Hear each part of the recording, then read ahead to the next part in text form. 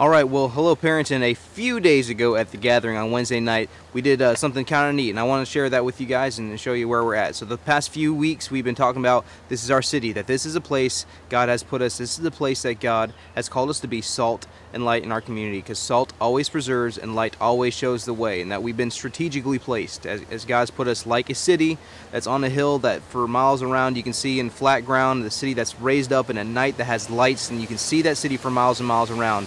We are like that city, strategically placed, showing the way for people who are lost. And so that's what Christ has called us to do, and that's what He's called us to do in this city. And so what we did over this past series for the past few weeks is each night we've asked the kids to write down specific things, hands-on, practical ways to be salt and light in the community, in the city that they live in. So they've been writing these on cardboard, on pieces of torn up cardboard, and been sticking them on the wall with duct tape. And each week we've been looking at that and adding to this database of things that they could do. And so this past week here this week rather, this last Wednesday, what we did is we did this one more time, and we looked at it and said, guys, I want you to pick one thing.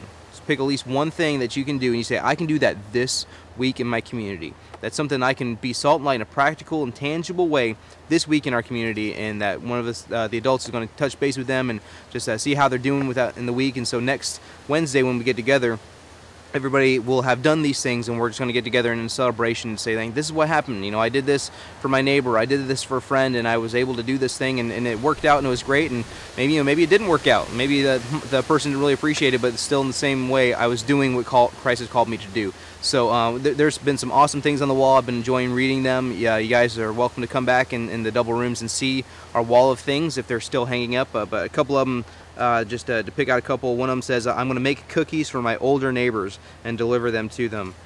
Somebody says, I'm going to sit with the kid that doesn't have any friends at lunch at school. Another person says, I'm going to detail Adam's truck. I like that one. That's good. Nelson, you're my man.